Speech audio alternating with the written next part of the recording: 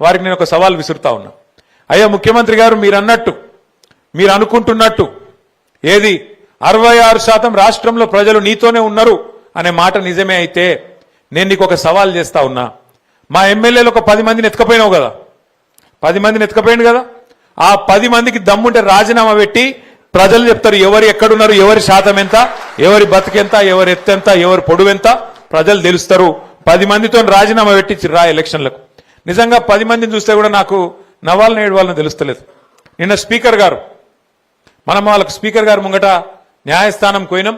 న్యాయస్థానం పోయి ఇగో రేవంత్ రెడ్డి మా వాళ్ళని 10 మందిని ఎత్తుకపోయిండు, వీళ్ళు ఒక టికెట్ మీద గెలిచి ఇంకో టికెట్లకు పోయినరు, ఇంకో పార్టీలకు పోయినరు, కాబట్టి వీళ్ళని తీసేయాలి, వీళ్ళ సభ్యత్వం రద్దు చేయాలని చెప్పి మనం న్యాయస్థానానికి పోయినాం. న్యాయస్థానం ఏం చెప్పింది, స్పీకర్ గారు మీరు పెద్ద మనిషి, మీరు ఆటల ఎంపైర్ లెక్క మీరు కూర్చోబెట్టి మీరు నిర్ణయం తీసుకోండి అని స్పీకర్ గారికి అప్పచెప్పింది. మరి స్పీకర్ గారు ఏం చేయాలి, ఎవరెవరు ఏం మాట్లాడినరు, నిజంగానే వాళ్ళ పార్టీలో ఉన్నారా పోయినరా అన్ని లెక్క చూడాలి. కండువ కప్పుకున్నాడా లేదా కాంగ్రెస్, ఇది కాంగ్రెస్ పార్టీలో తిరుగుతుండా లేదా, వాళ్ళతో రాసుకొని పూసుకొని తిరుగుతుండా లేదా, ఏం మాట్లాడిండు, ఇవన్నీ చూసుకొని ఒక నిర్ణయం తీసుకొని ప్రకటించాలి. కుల్లా చెప్తున్నారా ఎమ్మెల్యేలు 10 మంది ఆ పార్టీలో చేరినాక, కాంగ్రెస్ పార్టీలో చేరినాక వాళ్ళు మాట్లాడిన మాటలు, వాళ్ళ నోట్లకెళ్ళి వచ్చిన మాటలు, మైకులో చెప్పిన మాటలు బొచ్చెడున్నాయి.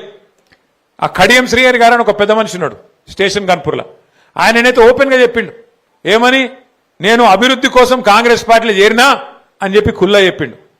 అట్లాగే పోచారం శ్రీనివాసరెడ్డి గారు మన ప్రభుత్వంలో 5 ఏళ్లు మంత్రి, 5 ఏళ్లు మరి స్పీకర్.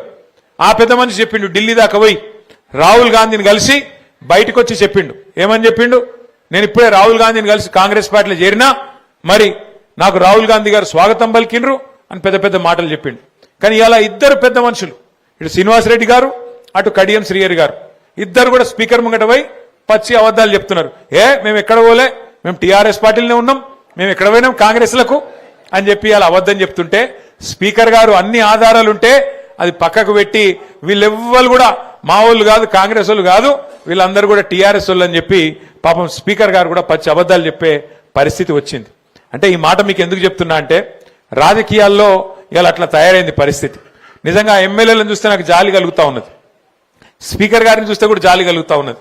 స్పీకర్ గారేమో పాపం ఇలా ముఖ్యమంత్రి చెప్పినట్టు అబద్ధాలు ఆడక తప్పని పరిస్థితుల్లోకి స్పీకర్ గారు నెట్టబడ్డారు. ఇక ఎమ్మెల్యేలు 10 మంది పాపం వాళ్ళు ఆడోళ్ళ మొగోళ్ళ అంటే వాళ్ళకే తెలియకుండా అయిపోయింది, ఆగమైపోయింది వాళ్ళ బతుకు. ఏ పార్టీలో నువ్వు చెప్పురాబాయ్ అంటే కాంగ్రెసా బీఆర్ఎస్ఆ చెప్పుకోలేని దుస్థితిలోకి పోయినరు వాళ్ళు. ఇవాళ ఇంత బతుకు బతికి 70 ఏళ్ళు 75 ఏళ్ళు మంత్రులు చేసి ఉప ముఖ్యమంత్రిగా పనిచేసి ఆఖరికి ఏం పరిస్థితి వచ్చింది, ఏ పార్టీలు ఉన్నవా అంటే చెప్పుకునే పరిస్థితి లేదు. ఇలా పోచారం శ్రీనివాసరెడ్డి గారికి, కడియం శ్రీహరి గారికి. ఇక అది కూడా ఒక బతికేనా నాకు తెలియక అడుగుతా. గింత బతుకు బతికి గింత స్థాయిలో మంత్రులుగా ఉప ముఖ్యమంత్రులుగా పనిచేసి ఆఖరికి ఒక పదవి కోసం, గడ్డిపోచ లాంటి పదవి కోసం ఇవాళ సూరు పట్టుకొని గబ్బిలం ఏలాడినట్టు సిగ్గు లేకుండా ఏలాడుతా ఉన్నారు.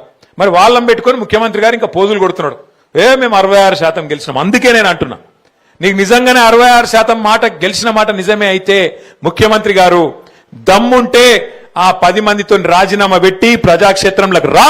తెలంగాణ ప్రజలు చెప్తారు ఎవరు దిక్కున్నారో, రైతులను, తెలంగాణలోని బీసీలను, తెలంగాణలోని ఎస్సీ ఎస్టీలను, తెలంగాణలోని మహిళలను మోసం చేసినందుకే ఇలా గ్రామ పంచాయతీ ఎన్నికల్లో కూడా నీకు కర్రుగాల్చి వాత పెట్టింది. నీవు ఒప్పుకున్నా ఒప్పుకోకపోయినా సర్వసాధారణంగా ఎప్పుడేం జరుగుతుంది, ప్రతిపక్షంలో ఉన్న వాళ్లకు జనరల్ గా ప్రజలు లోకల్ బాడీ ఎలక్షన్స్ లో, స్థానిక సంస్థల ఎలక్షన్ల పెద్దగా ఓట్లు వేయరు నిజానికైతే. ఎందుకంటే ప్రభుత్వంలో ఉన్నోళ్ళైతే ఏమైనా పనులైతే ఏమో అనుకుంటారు. కానీ ఇవాళ తెలంగాణలో ఏం జరుగుతున్నది, ఇవాళ ముఖ్యమంత్రి గారు ఊరూరు తిరిగినా, జిల్లా జిల్లా తిరిగి ప్రచారం చేసినా, 2 సంవత్సరాల విజయోత్సవం పేరిట పరోక్షంగా ఎన్నికల ప్రచారం చేసినా, కాంగ్రెస్ పార్టీ నాయకులు బెదిరించినా, అధికార యంత్రాంగాన్ని అడ్డం పెట్టుకొని చాలా దుర్మార్గమైన పనులు చేసినా ప్రజలు మాత్రం స్పష్టంగా ఉన్నారు. మళ్ళా కేసీఆరే రావాలే, మళ్ళా గులాబీ జెండానే ఎగరాలే, మళ్ళా పల్లెళ్ళు బాగుపడాలి అంటే ఖచ్చితంగా మళ్ళీ బీఆర్ఎస్ఏ రావాలి అనే ఆలోచనతోని ఇవాళ సిరిసిల్లలో ఇచ్చిన తీర్పు మీకు ఒక నిదర్శనం అని చెప్పి నేను విజ్ఞప్తి చేస్తా ఉన్నా. దయచేసి నేను మిమ్మల్ని కోరేది ఒకటే ఒక్క మాట, భయపెడతారు, బెదిరిస్తారు, ఫోన్లు చేస్తారు, గట్లెట్లుంటుంది, మీరు మాతోనుంటేనే మీరు రేపేమైనా పనులు చేస్తారు, లేకపోతే మీకు ఎక్కడికి వెళ్ళి వస్తాయి అని మాట్లాడతారు. కొంతమంది ఎమ్మెల్యేలు అయితే కుల్లా చెప్తున్నారు, కాంగ్రెస్ ఎమ్మెల్యేలు మైకులలోనే బెదిరిస్తున్నారు. మీరు చూసింటారు కొంతమందిని మాట్లాడేది. ఒక ఆయన అంటున్నాడు, కాంగ్రెస్ ఎమ్మెల్యే, ఒక్క ఇందిరమ్మ ఇల్లియా ఎట్లిస్తారో నేను చూస్తా, బీఆర్ఎస్ వాళ్ళు గెలిచిన కాడ అంటుండు. ఇంకొక ఆయన అంటున్నాడు, నా ఇంటికాడికి వస్తే మెడలు పట్టి నూకేస్తా అని ఇంకొక ఆయన అంటున్నాడు, కాంగ్రెస్ ఎమ్మెల్యే. నేను మీకు ఒక్కొక్క సర్పంచ్ గారికి, ఉప సర్పంచ్ గారికి, వార్డు సభ్యులకు నేను ఒకటే మాట చెప్తా ఉన్నా. ఇవాళ ఎమ్మెల్యేలకు ఇచ్చే నిధులు కానీ, సర్పంచులకు వచ్చే నిధులు కానీ, ఎంపీలు ఖర్చు పెట్టే నిధులు కానీ, ప్రభుత్వం ఖర్చు పెట్టే ప్రతి పైసా ఇదంతా కూడా ప్రజల సొమ్ము. పన్నుల రూపంలో మీరు ప్రజలు మనకు గట్టే సొమ్మునే మనం ధర్మకర్తల్లాగా, వారు ఎన్నుకున్న ప్రజాప్రతినిధులు కాబట్టి మళ్ళా తిరిగి వాళ్ళ కోసమే ఖర్చు పెడతాం తప్ప ఇదేదో నా ఇంటెనక పొలం అమ్ముడో, లేకపోతే రేవంత్ రెడ్డి గారు ఆయన ఇంటెనక పొలం అమ్మో కడతలేడు, ఎవరి ఇంటెనక పొలం అమ్మి వచ్చి సొంత పైసలతో పెట్టిన పైసలు కావి. అందుకే ఏ ఎమ్మెల్యే అడ్డం పొడుగు మాట్లాడినా, ఏ ఎమ్మెల్యే చిల్లర మల్లరగా మాట్లాడినా మనం పట్టించుకునే అవసరం లేదు. ఎందుకంటే అది అయ్య సొత్తు కాదు, వాళ్ళ అత్త సొమ్ము కాదు. వాళ్ళు ఇష్టం వచ్చినట్టు మీకు ఇష్టం ఉన్నట్టు ఇయనికి, లేకపోతే ఇవ్వకుండా ఉండేతందుకు. భారతదేశంలో ఒక రాజ్యాంగం ఉన్నది. ఆ రాజ్యాంగం రాసిన మహానుభావుడు డాక్టర్ బాబాసాహెబ్ అంబేద్కర్ గారు. ఆ అంబేద్కర్ గారు రాసిన రాజ్యాంగంలో స్పష్టంగా 5 అంచెల్లో ప్రభుత్వాన్ని ఎట్లా నడపాలనో రాసి ఉన్నది. 5 అంచెలు అంటే కింద గ్రామాలలో గ్రామ పంచాయతీ ఒక ప్రభుత్వం, కొద్దిగా మీదికోతే మండల స్థాయిలో మండల ప్రభుత్వం, పట్టణం అయితే మున్సిపాలిటీలో మున్సిపల్ ప్రభుత్వం ఉంటుంది. ఇంకొద్దిగా మీదికోతే జిల్లా ప్రభుత్వం ఉంటుంది, జిల్లా పరిషత్ ఉంటుంది.